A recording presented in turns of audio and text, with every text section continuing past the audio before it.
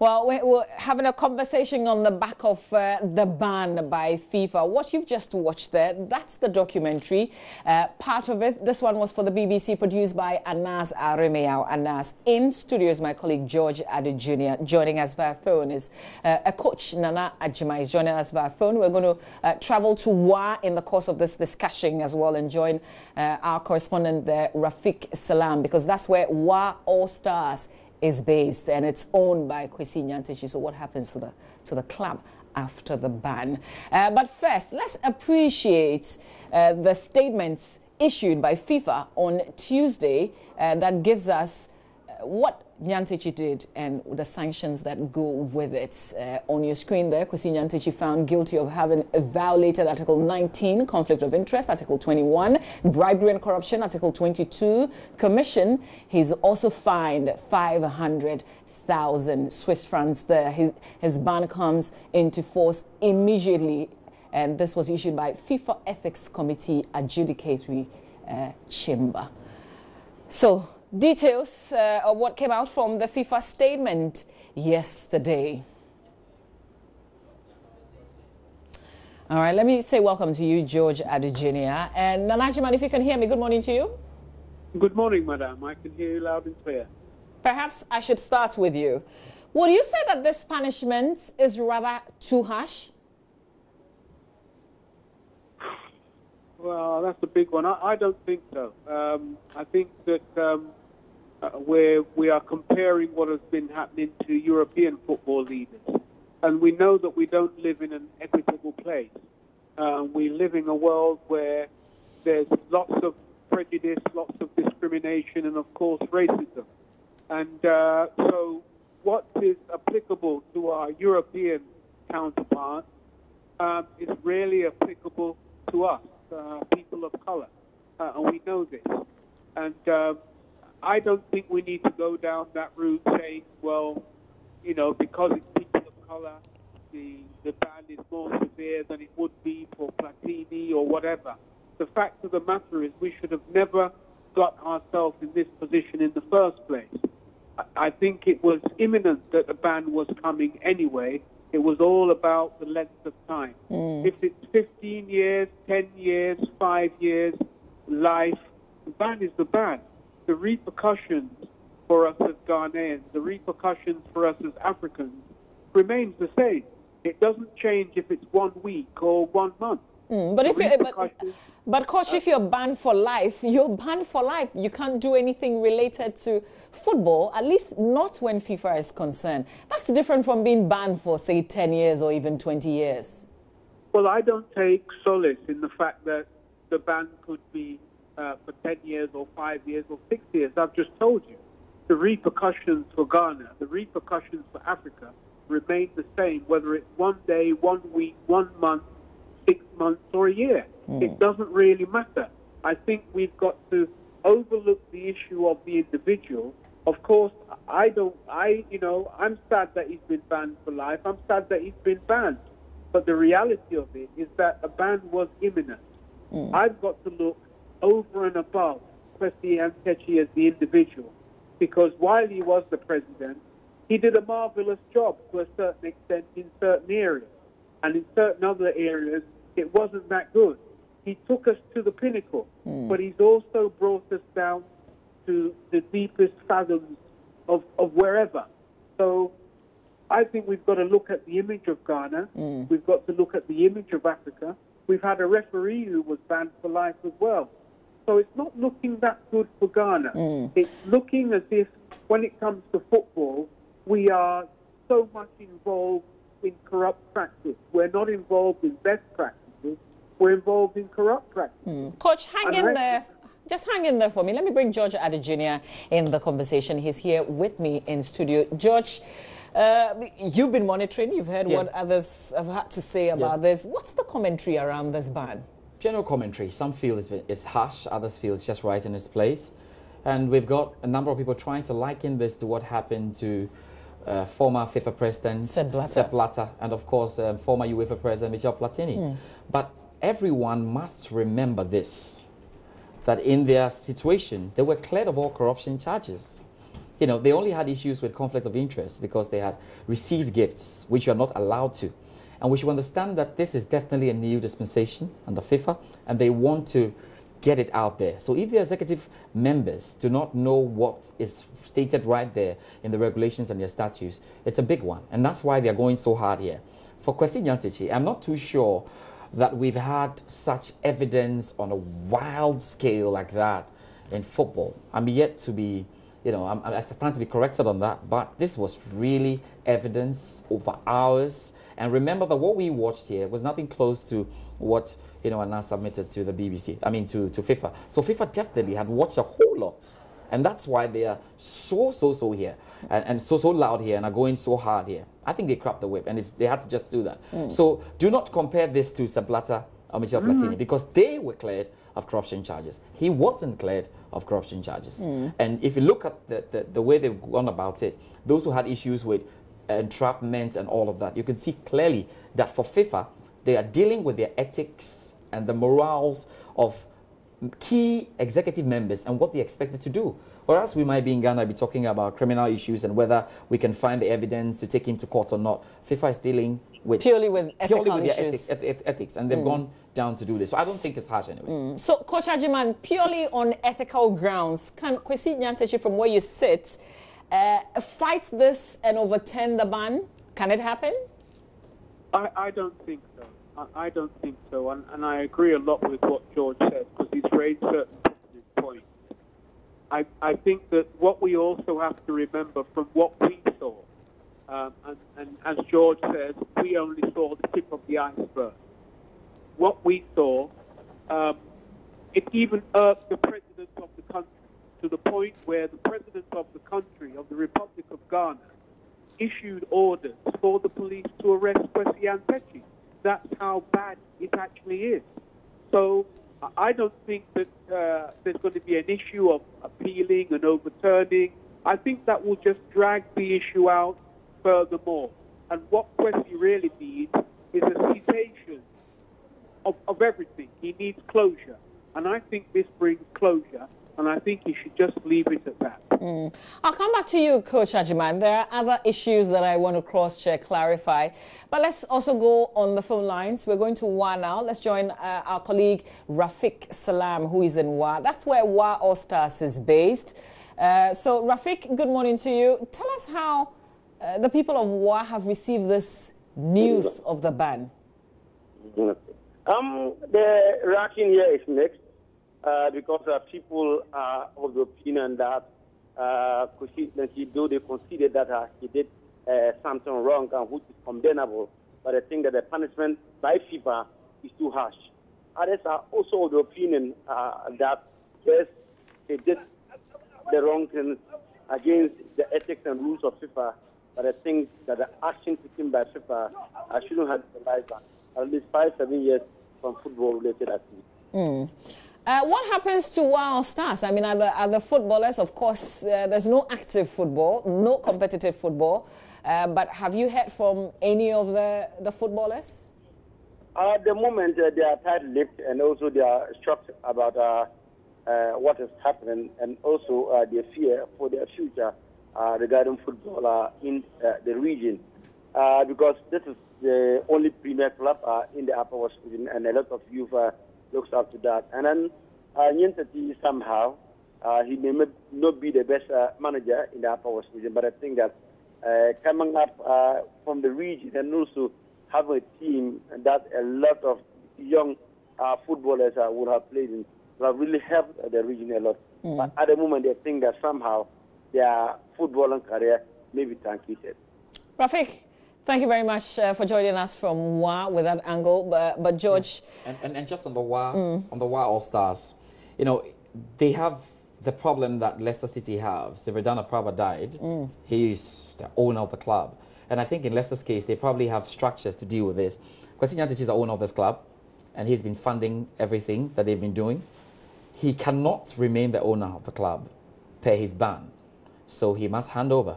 If he hands over to whoever, will the person follow the club and give the club as much money as he gave? So it's a dire situation for, you know, WA All Stars.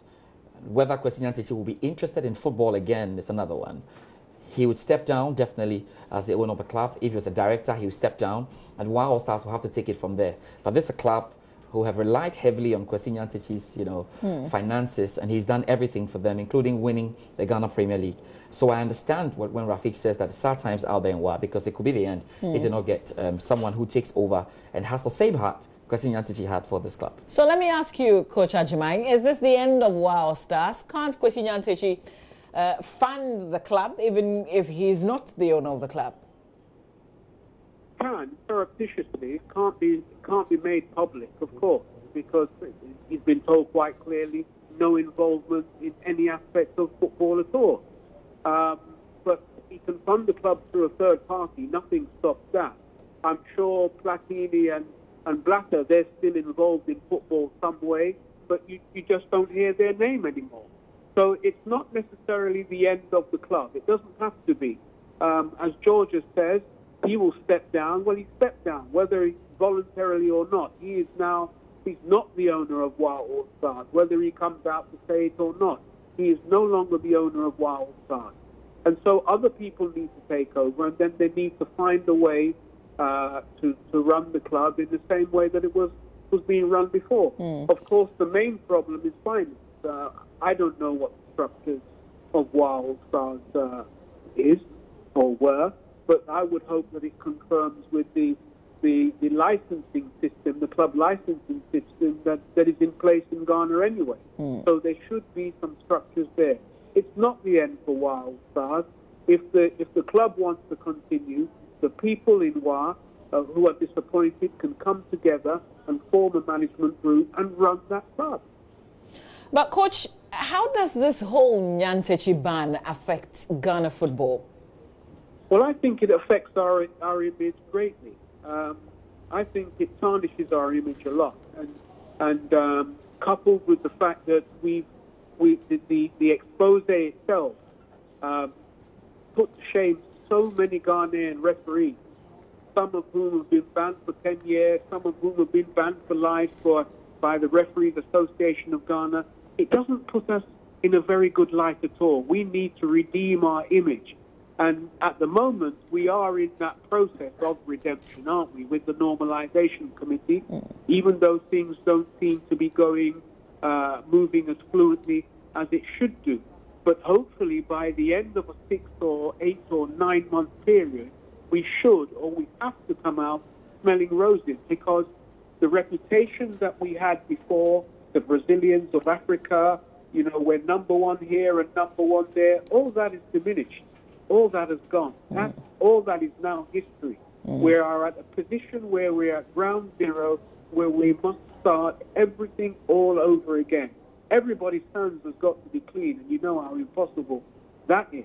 The Normalization Committee must reform the statute, and I don't believe there's that much to reform, but it must be reformed in such a way that the delegates, the 123 delegates, if it remains 123, when they come to vote, they realize that, look, football has to be run in a transparent way. It's not an issue of, we're a private limited company, so we're not accountable to anyone. The national teams are also a part of its remit, not wholly and solely, because the national team belongs to all of us. But if we're not running things properly, then it also has an effect on our national team, on our national team players, on everybody. So this is a big, big, big, big thing. I mean, it's around the world in just a minute. Everybody knows about it. They're talking about South Africa, in Kenya, in London, everywhere. We have to redeem our image, and we have to take time to redeem our image so that when we reappear on the scene again, everybody knows we're running something that is very transparent, that is very accountable, and that is clean. Because, the Public Interest Committee should have been there, the PIC. It's not been there. It's been abandoned by the Ghana Football Association for so many years. And government, too, hasn't placed itself in a position where it has pressurized the Ghana Football Association for a Public Interest Committee to be operational. Let me bring in Could just hang in there for me. I have a last question to you, but let me bring in George Adejenia. George, you're a contributor on the football show on the BBC. Yeah. What does this do to our image? Coach has already made reference to the image that has gone bad. I mean, how terrible is this with this ban? It's absolutely terrible. And I hope that football administrators watching the show will understand that as much as they perform in their capacities, they still carry the national flag along. We're very happy with what Kwasi Nyantakyi had done, with the strides he had made in football. But again, when something like this happens to him, it hits everybody. So here we are. Everybody has a dim look at what we are. Remember that we have started and we've been building this gradually.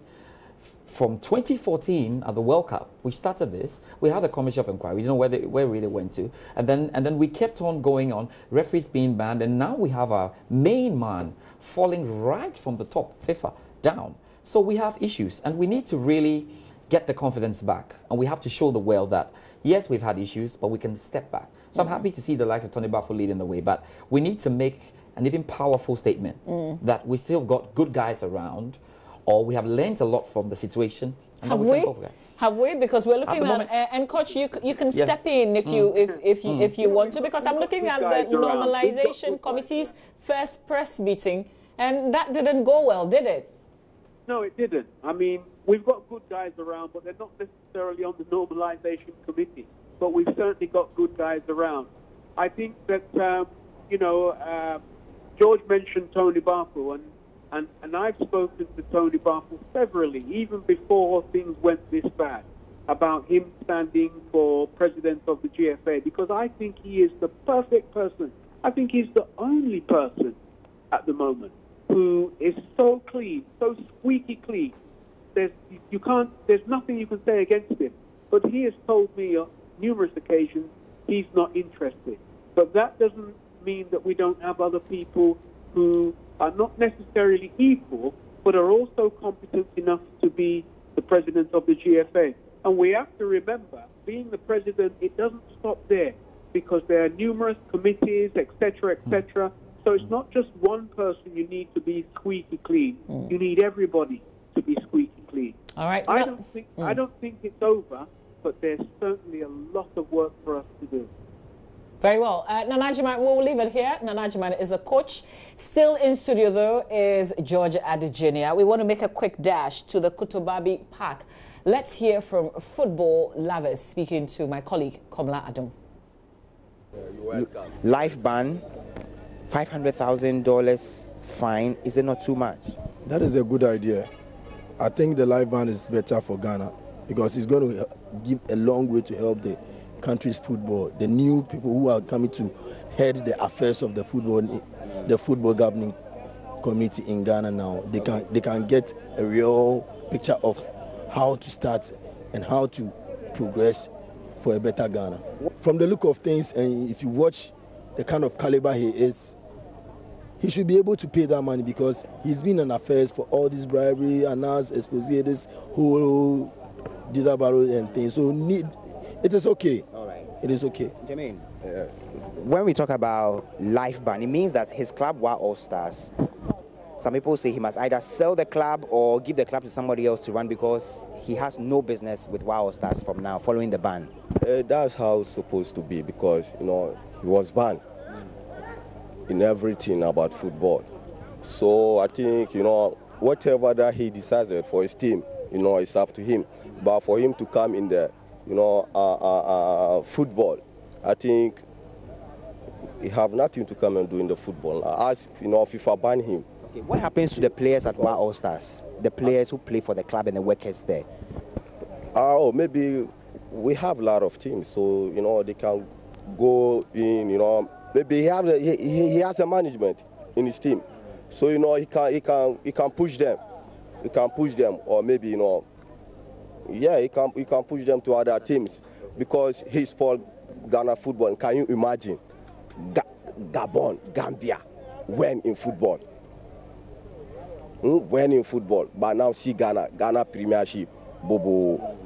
Yes, you can see people traveling from Ghana to go Ethiopia. How will you charge me to pay before participate in the football? Why I had a talent? come back to you. Some people say that now that the ban has been announced, his club, Wa All Stars, is in limbo. If you were in the shoes of the players at Wa All Stars, what would you be thinking by now? No, for instance, I'm a player now. My future is tarnished within that club for the time being, but I don't think it is tarnished forever. I need to just seek elsewhere, because once I have the talent, I can go elsewhere and also nurture my talent to be who I want to be. Okay. What would have been your ideal situation? What should have been done to Mr. Nyantakyi? I would prefer if there is any afterlife ban, he should get it. Yeah, because Nyantakyi has really destroyed Ghana football from the coast to the top, everywhere. But you know, he has family, he has children, he has people who depend on him. So if he's banned and some of his businesses are, taken out of order, it means it will affect many other people. You don't agree? If he has a family, in the first place, he wouldn't go and take bribe. In the first place, are you working for yourself or you are working for the country? You always have to put the country at first. Okay? You have to put the country at first. So whoever is caught under bribing or corruption needs to face the law.